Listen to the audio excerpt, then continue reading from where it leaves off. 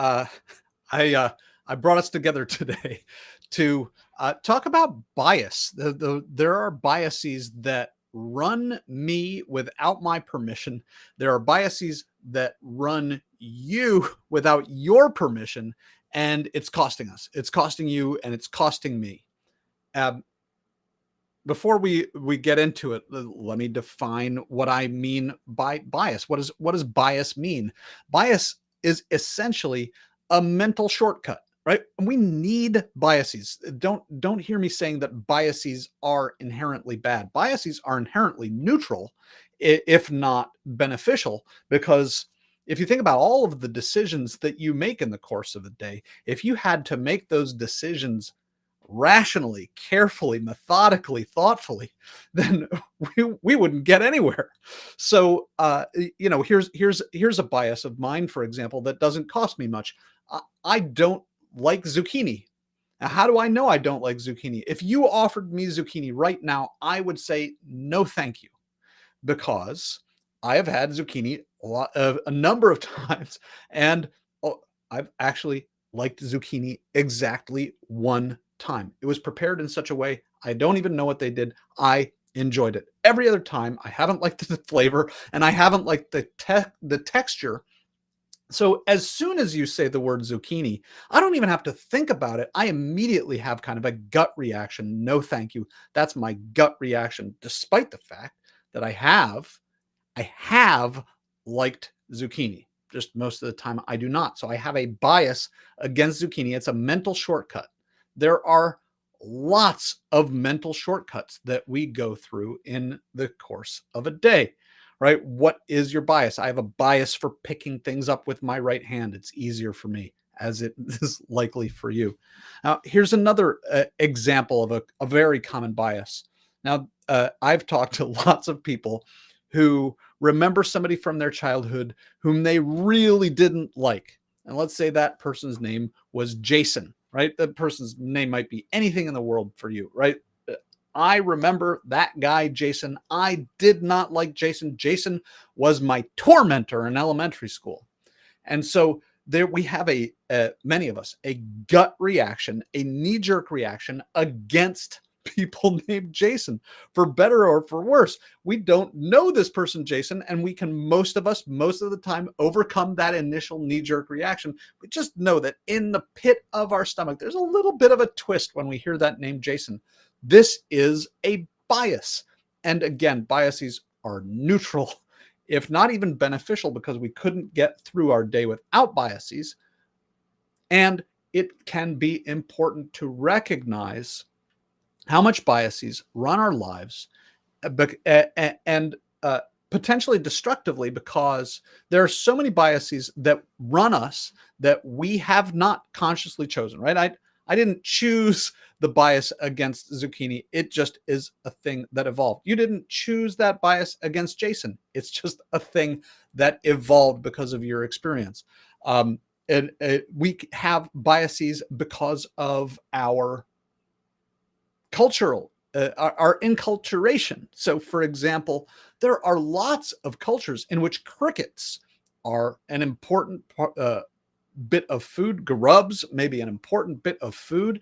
And people who have tried these things really enjoy them. I have an almost insurmountable bias against eating those foods. I never have. Maybe I never will, despite the fact that I'm rationally understand that they're nutritious, understand that they are good for the environment compared to other sources of protein, and despite the fact that I have heard and fully believed that they taste good, it is almost an insurmountable bias for me. So I wanted to tell you a story, something that happened to me on Thanksgiving just a few days ago, that really just points to the power of and the irrationality of these biases. I grew up in mostly in Maryland, where the football team was the Redskins. Now, I don't watch football, so let me get into the story itself. On Thanksgiving, a friend of mine wrote me a lovely Thanksgiving text. Maybe you got a few of these as well. expressing gratitude for our relationship. We met only this year, expressing his excitement about what we might do together in the future. And he ended his text with, "Go Cowboys."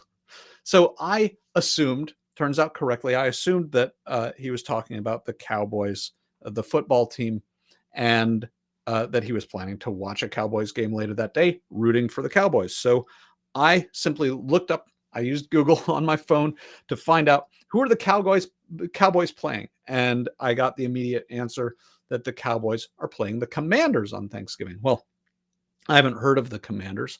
Uh, as you may have noticed, I don't really follow football. So I hadn't heard of the Commanders. So I asked Google, okay, where are the Commanders based? I wonder where they are. And it turns out they are based in Washington, D.C. And so here we get to where it's important that I grew up in Maryland, where the football team, when I was growing up, was called the Redskins. Now, whatever you may believe about the name the Redskins, about using Native Americans as mascots, I'm against it, right?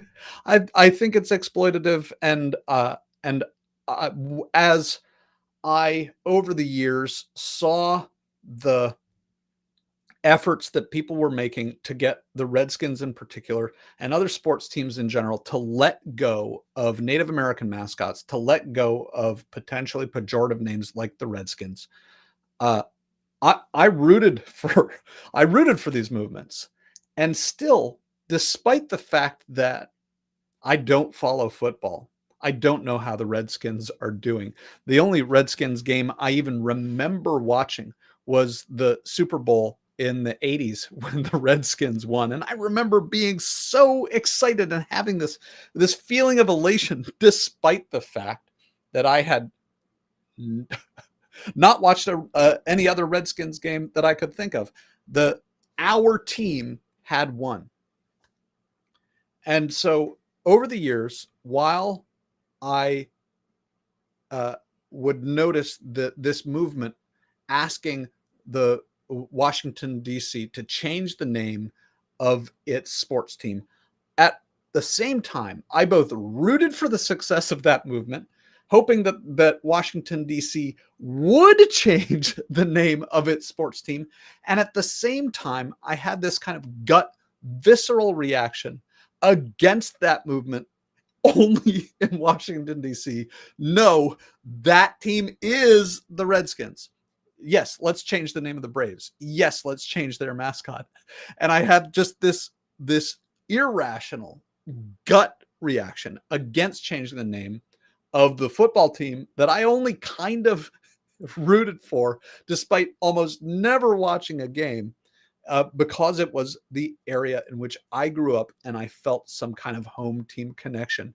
And and this place deep inside me where for some reason the changing the name would change my sense of connection to this football team that I've never been all that connected to in the first place. So here I was on Thanksgiving, walking along, reading this text from my friend who is expressing gratitude, saying, "Go Cowboys." I look up, the Cowboys are playing the Commanders, a team I've never heard of. I find out the Commanders are play for Washington, D.C. That's where they are based. And my brain immediately went, "Oh, you mean the Redskins?" And I had this both sense of gratitude, of gladness that clearly the movement had succeeded in getting Washington D.C. to change the name of its sports team from the Redskins to the Commanders. I don't love the name Commanders. Regardless, a directional change that I celebrate at the same time as I mourn in some pre-rational way, mourn the loss of the name the Redskins. And I also had this kind of strange, pre-rational, knee-jerk reaction to respond to my friend who had sent me the text that included at the end, "Go Cowboys." I had this guttural, knee-jerk reaction to send him a text, "Go Skins," which I obviously just had learned is no longer the name of the team. The name of the team is the Commanders, And I have this internal, unwanted, unwarranted bias for the name the Redskins, despite the fact that I really don't care. And that if you were to ask me if I were to have had a vote, I would absolutely have voted immediately without hesitation to change the name. So here's this place where I'm completely uninvested just about. And still, this bias has some real power over me. It has the power to change my body chemistry a little bit. So if I don't care in this circumstance, and it has this much power to run my thoughts and even change my body chemistry, I just invite us all to recognize how much power our biases have when we do have a horse in the race, when we do care, when we are emotionally invested.